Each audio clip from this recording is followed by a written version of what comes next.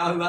वैश्य कठोर वचन बोला, उन्होंने गए देखा दामाद ने कहा कहना मान गया। उसे अहंकारी आदमी किसी की बात नहीं मानता, लेकिन आज उसका धन चला गया, अपने दामाद की बात मान गया और दामाद की बात मान करके वह बाबा को ढूंढने लगा। ढूंढते ढूंढते बाबा को पा गया, पहचान गया, दोनों पैर पकड़ता है बाबा का। बाबा से कहता है कि हे महाराज जी माफ़ कर दीजिए ना। कई लोग हैं ना जब फंस जाते थे कहते हैं मैं अनजान हूँ, मैं अनपढ़ हूँ, मैं पढ़ा लिखा नहीं हूँ, मुझे टाइम नहीं है, ऐसा नाना प्रकार की बहाना बनाने लगता। वो भी बहाना बनाया कि मैं आपसे असत्य वचन कहे थे, हे महाराज मुझे क्षमा कर दो। लेकिन महाराज भी बड़े गुस्से में है। महाराज ने कहा तू मेरा दोनों पैर छोड़ दे, तू मेरे कारण ही बार बार दुख को भोग रहा है, क्योंकि तुम झूठ बोलता बार।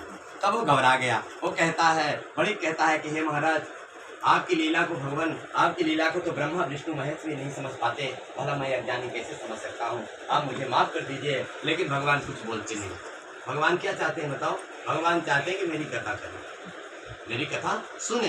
हर कोई चाहता है, धनवान आदमी जो सज्जन रहता है ना, तो किसी गरीब आदमी को धन देकर के बड़ा बनाना चाहता है, और जो बेवकूफ़ आदमी रहता है उसका धन लूटने का प्रयास करता है। जो ज्ञानी आदमी है अपना ज्ञान बांटना चाहता है, और जो अज्ञानी आदमी है किसी ज्ञानी का अपमान करके और अपना वर्चस्व जमाना चाहता है। बहुत सारे लोग हैं ना उल्टा पुल्टा करके हमारा नाम होना चाहिए, हमारा जानना चाहिए, हमें जानना चाहिए, ऐसा हो जाता है तो गड़बड़ हो जाता है।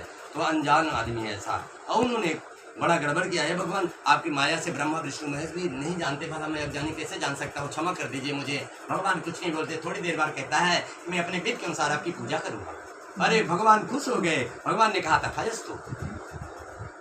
जब वो थोड़ी देर बाद नाव पर गया, नाव धन से भरपूर जैसा पहले था वैसा ही हो गया। बड़ा खुश हुआ। उसने अपने साथियों के पास गया और बोला कि बाबा ने हमारी मनोकामना पूर्ण कर दी। कई लोग हैं ना, कहीं जाओ किसी मंदिर स्थान में जाओ, साधु महात्मा ब्राह्मणों के पास जाओ और कुछ बातें बोल दी और सही हो गया तो बोलते ना वो वहाँ गए थे बहुत अच्छा हो गया। सब लोगों को बताते, अपने मित्रों को भी बताते। उन्होंने कहा कि बाबा ने हमारी मनोकामना पूर्ण कर दी। अपने साथियों के साथ उसने बैठ करके सत्यनारायण भगवान की कथा श्रवण किया और श्रवण करने के बाद वह सो गया।